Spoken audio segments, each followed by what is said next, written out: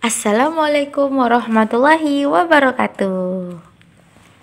Yalah, berjumpa lagi dengan saya Siti Hartina Fitri dalam pelajaran prakarya. Oke, sebelum kita memulai pelajaran kita pada hari ini, marilah sama-sama kita memulai dengan bacaan basmalah agar pelajaran dan pekerjaan kita hari ini menjadi lebih berkah. Amin. Bismillahirrahmanirrahim. Oke, bisa dilihat materi kita untuk hari ini. Oke, materi kita kenapa sama? Karena ini masih sambungan dari minggu lalu, yaitu tentang makanan hasil pengolahan peternak dan perikanan. Oke, pengolahan bahan pangan hewani. Bahan pangan hewani merupakan bahan makanan yang berasal dari hewan, baik mentah ataupun olahan. Bahan pangan hewani tidak selalu berbentuk daging hewan, melainkan dapat berupa susu, telur, serta produk-produk olahan berbahan dasar dari hasil hewani yang dapat dikonsumsi sebagai makanan. Oke, ini dia metode memasak berbahan dasar hewani. Oke, bisa dilihat di sini ada 4, yang mana 1 dan 2-nya telah kita bahas pada minggu lalu, yaitu tentang metode memasak unggas dan metode memasak daging. Dan hari ini kita akan membahas tentang metode memasak ikan dan kerang, kemudian metode memasak telur. Oke, yang pertama atau yang ketiga, metode memasak ikan dan kerang. Ikan dan kerang merupakan bahan makanan hewani yang berasal dari perairan laut dan perairan darat. Ikan dan kerang sangat mudah didapat karena sebagian besar wilayah Indonesia adalah perairan dan memiliki hasil laut berlimpah.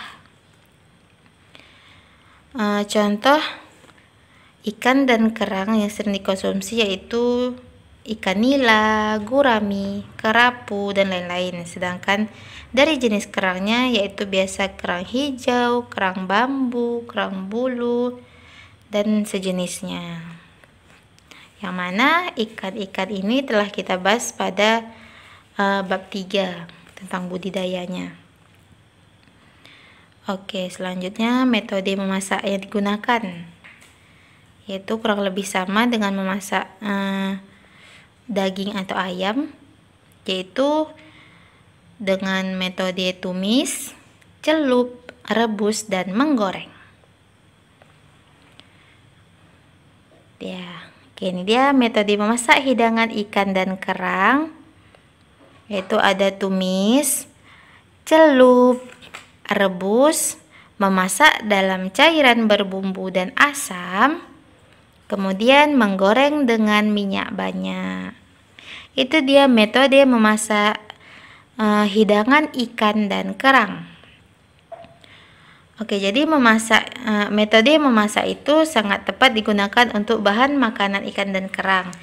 Namun, ada hal-hal yang harus diperhatikan saat mengolah makanan berbahan dasar ikan dan kerang.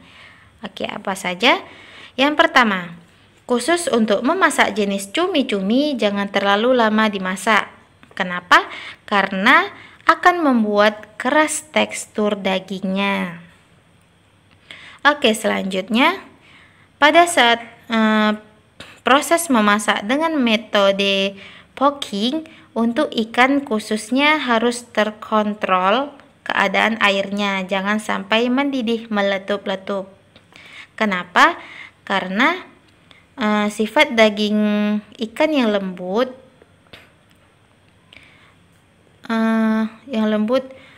akan hancur jika gelembung didih tersebut meletup-letup gitu. Jadi usahakan jangan sampai mendidih dengan meletup-letup. Oke, selanjutnya mayoritas jenis ikan dan kerang jangan dimasak terlalu lama karena hidangan seafood tersebut akan matang hanya beberapa menit saja, yaitu kisaran 5-10 menit. Jadi jangan lama-lama. Oke. Selanjutnya metode memasak telur. Telur termasuk sebagai bahan dasar hewani karena dihasilkan oleh hewan, yaitu berupa ayam, bebek ataupun burung. Jadi contoh yang digunakan itu contoh telur yang digunakan yaitu ada telur ayam, telur bebek, dan telur burung. Oke, biasanya kalau telur burung itu telur burung puyuh yang kecil-kecil itu. Oke, metode memasaknya dapat disesuaikan dengan keinginan.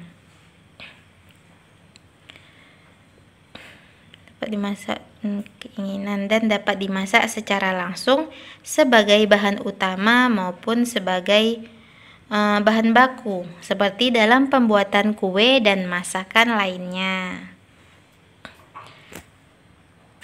Oke, berikut hal-hal yang harus diperhatikan saat mengolah bahan makanan dari telur. Yang pertama, pilih cara memasak ramah kalori. Oke, jadi jika sedang menjalani program pengurangan kalori atau diet, pilih telur rebus ketimbang telur ceplok atau telur ora-ari. Karena kalori telur rebus paling rendah dibanding telur yang digoreng atau ditumis. Selain itu, juga bisa mendapatkan manfaat telur rebus dari kandungan gizinya dengan lemak yang paling rendah dibandingkan telur ceplok ataupun telur ora-ari. Oke, selanjutnya pasangkan dengan sayur. Telur cocok dihidangkan sebagai lauk saat makan sayur-sayuran. Agar lebih sehat, disarankan makan telur itu dengan sayur-sayuran. Tujuannya untuk menambah serat dan vitamin ke dalam menu makanan.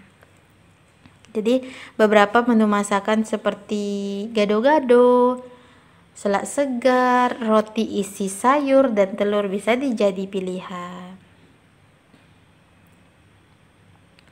Oke, selanjutnya goreng telur dengan minyak sehat dan panas stabil. Jadi jika ingin makan telur yang digoreng atau ditumis dengan minyak, gunakan itu minyak sayur. Jadi bisa menggoreng atau menumis telur dengan minyak jagung, kanola, atau zaitun. Goreng telur dalam suhu api stabil agar tidak mudah teroksidasi dan menjadi radikal bebas yang berbahaya bagi tubuh. Oke, itu dia, makanya jangan terlalu panas.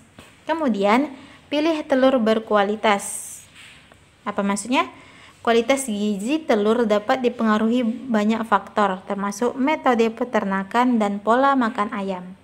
Secara umum, telur yang dihasilkan dari ayam yang tumbuh secara organik lebih baik nutrisinya dibandingkan telur yang diternak secara massal.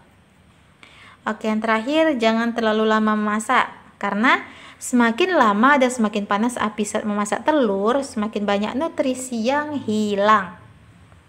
Itu dia. Jadi menggoreng telur dengan suhu panas yang tinggi dengan durasi lama juga dapat meningkatkan jumlah kolesterol teroksidasi yang dikandungnya. Sedangkan untuk cara memasak telur yang lain, itu disarankan untuk merebus atau menumis sampai benar-benar matang agar tidak ada kontaminasi bakteri salmonella.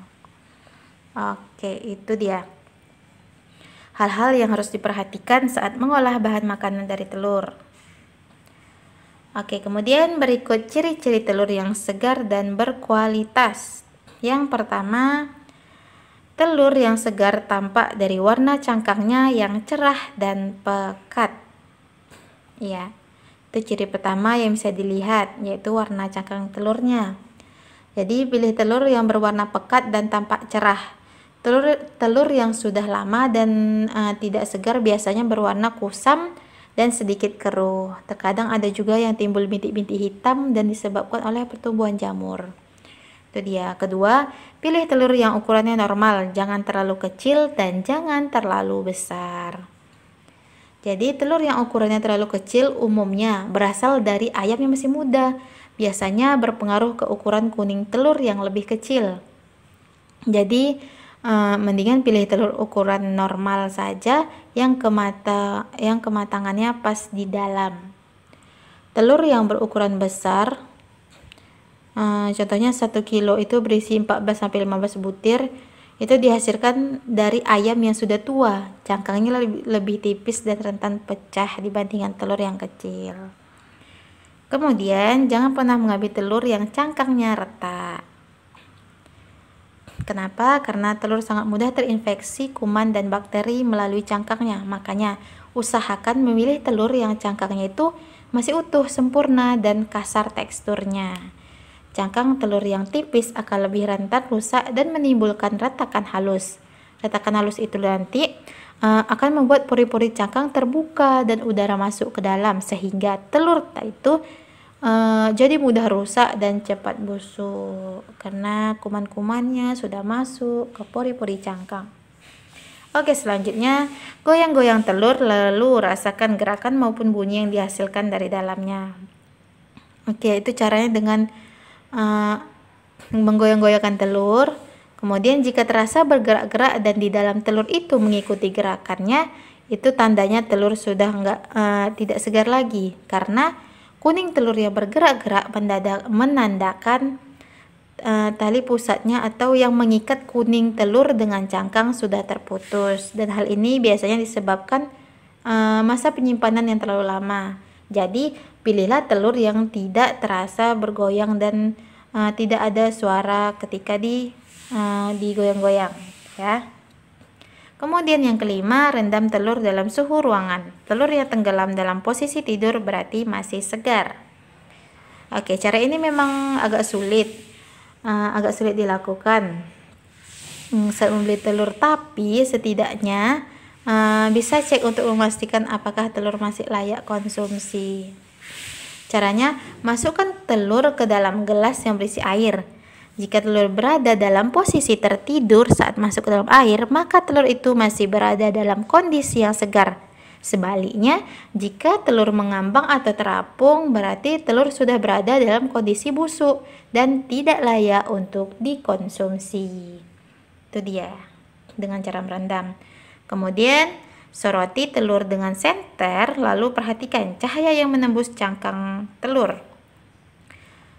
Oke, jadi teropong telur atau dekatkan dengan lampu, lalu lihat bagian dalamnya. Jika bagian dalam telur terlihat terang dan jernih, kuning telur berada di tengah dan tidak bebas bergerak, maka telur masih berada dalam kondisi yang segar. Sebaliknya, jika cangkang berwarna buram dan keruh, maka kondisinya sudah tidak lagi telur berada dalam kondisi yang sudah tidak lagi segar. Oke, yang terakhir ini salah satu ciri-ciri yang harus dilihat dan harus dibeli dulu baru bisa melihat ciri-ciri ini. Itu dengan pecahkan telur dan lihat bagian putih dan kuning telur. Oke, jadi harus dibeli kan, nggak mungkin lah masih dijual udah kita pecahkan di situ kan.